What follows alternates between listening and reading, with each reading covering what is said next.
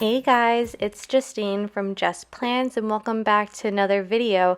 This one is going to be quite a different video, as you can tell from the title. Today I am in my A5 planner and I'm going to be doing a budget plan with me, and this will be a little bit different and I'll get into that later. But here I have my really horribly handmade leftover sticker book, and I am just going to use leftover stickers. These are the full boxes that I'm going to be using.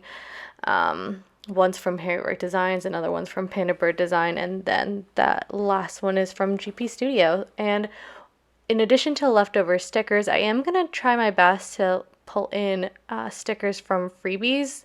You can see these headers that I'm using are all from Sadie Stickers, Freebies, and I really love them. But anyway, so about the current plan with me, it is a budget plan with me, as I mentioned, but not in the traditional sense of budget plan with me's where I kind of take you through my budgeting for the week or whatever. But I think I might do one of those videos, but for my first type of like budget personal finance type of video, I am gonna just give some high level personal finance tips that I feel can apply to anyone, regardless of your income level or socioeconomic situation. I feel like these tips can really help just about anyone. And I'm really super excited about this plan with me because, and I've mentioned it in videos in the past, but my two hobbies or my two interests right now are planning and personal finance. So to be able to combine the two interests of mine in one video is really fun for me. Okay, so on to the tips, the juicy stuff, if you will. So my first tip for you or for anyone is to do your own research. This is really important for something as, high impact as personal finance. You really don't want to take any one person's word as the end all be all. Like, please, if you're watching this video and if you are watching it for personal finance tips specifically, please do not take my tips or anyone else's advice as everything that you can possibly need to know, because that's not true at all. Please do your own research, find reputable sources that are going to work for you, because remember that personal finance is just that. It's personal. What works for me may not work for you. And there are many approaches and systems out there. And, do your research, figure out which one of those is really going to suit your lifestyle and your kind of thought processes the best.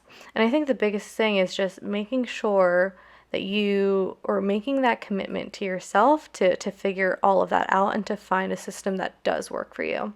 Okay, my next tip is don't be scared. And I know that sounds super silly, but I can't tell you how many times I've heard someone say that they don't want to look at their budget or they don't want to look at their bank account. They're scared to look. They're, worried about what they're gonna find, and that's not the way to go about personal finance. Like, you need to know intimately and at all times where your money is and how it's doing. And the more familiar you are with your finances and your finance goals, your debt repayments, and whatever else, the easier it is to stay on track. So please don't be scared of your finances. You won't be able to understand your spending patterns and identify areas of improvement if you don't look at your finances. So please track your finances. That is super important. There are many apps that can make tracking your finances easier for you. I personally use an Excel sheet because I am crazy. But yeah, like do whatever, again, do whatever is going to work for you. If an app is going to be the best way for you to be able to know exactly how much money you have, what you're spending on, where are the areas that you're spending too much money, where are the areas where you think you can have some flexibility. You're not going to know any of that until you start tracking. So please start tracking your spending now, and just gather as much information about your finances and your spending patterns, etc., as you can, because that information is going to arm you moving forward. And that's true for anything, even just creating a budget. How are you going to know what to set your budget at if you don't understand what you spend your money on now, right? Okay, so my next tip is to set finance goals. Just like with anything else in life, your work life, your personal goals, you set these goals to, try to achieve something, try to work towards something. And it's the same exact thing in finance, personal finance. So you want to set both short term and long term goals. And for short term, I would say that's anything from immediate to the next 5 years. And then long term is anything over 5 years, I would say, if you wanted, something to kind of gauge it by. But anyway, those, just like with any other goal in your life, these are what's going to motivate you to keep doing whatever you need to do in order to achieve your goals. Having goals is really what's going to help you, and what you're going to be able to measure yourself by. And it actually leads me to my next tip, which is keeping yourself accountable. And you can do this in whatever way makes the most sense to you. So for me personally, I check where I am in terms of my progress on my finance goals on a monthly basis, or at least a quarterly basis, by just checking my Excel sheets and checking all my accounts and all that stuff. You might prefer to be on a finance journey with somebody. So, say like a friend, maybe you have frequent check ins with each other to see where you guys are at, and you are support systems for each other. I think that is also like super, super important. And if you don't have a friend like that, I'm happy to be there for you.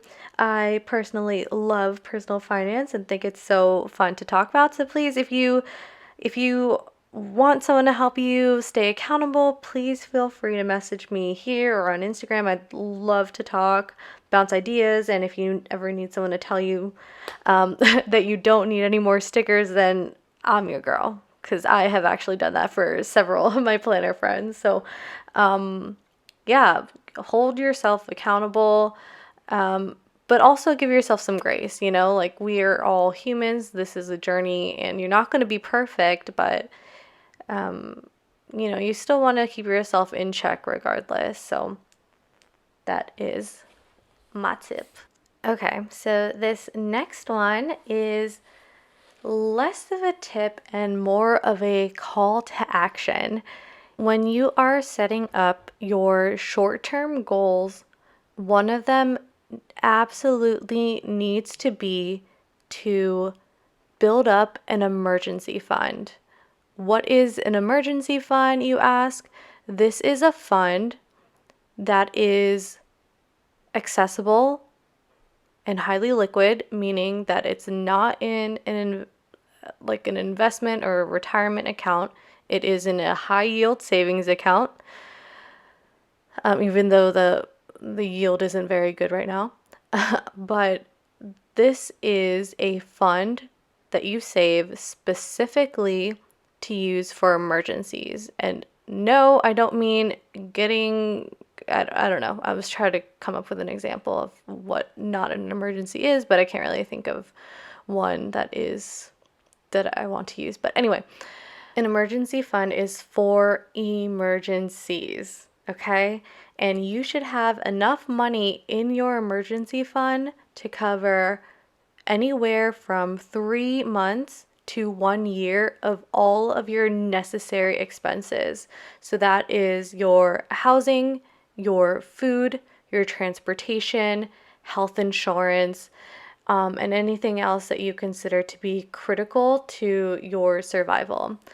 That is how much money you need in your emergency fund. And you should not touch that emergency fund unless there's an emergency, right? So once you build up that much money in your emergency fund, don't touch it unless something happens. So for example, God, I wish I had this statistic, but there's some statistic about how like a certain percentage of Americans can't cover a $500 unexpected expense. That's not okay. And I think that really highlights like why you need an emergency fund, because life is unexpected. Anything could really happen at any time, and you want to have the security to be able to continue your well-being and your family's well-being and safety. So build an emergency fund. And then my last tip that I'll include in this video is compound interest. If you like, compound interest is absolutely insane, and what's even more insane is not taking advantage of it. So if you are not investing, please do future you a favor and do some research today and look into starting to invest. And I feel like a lot of people kind of look at investing and think of it as something that only high income earners do, and that's really not the case. Everyone should be investing, and there are many funds that have like no minimum contribution amounts, and many of them only take you can open a fund with $2,000 or $3,000 that you can set a short-term goal to save up that much money to open a fund. But if you can just get into the habit of saving or the habit of investing, especially maybe just investing $50 a month just to get yourself started and to build that habit of putting away money for future you to use, and setting yourself up for success. And I can definitely understand how that can be such a big mindset shift more than anything, right? We kind of get into this, I don't know, situation or habit of thinking that only whatever is left at the end of the month gets saved or invested, and that's really not the best way to go about it. I will definitely go into that more in depth into my next video. Again, this is, just my high level personal finance tips for my first budget plan with me. And just a reminder that I am in no way saying that I am a finance expert. Please do your own research. I just think this was really, really fun. And I am so happy. I had so much fun doing this video and coming up with these tips, and I hope you really enjoyed it. And if you are interested in this type of content, please consider subscribing, and I will definitely see you guys in the next one. Bye.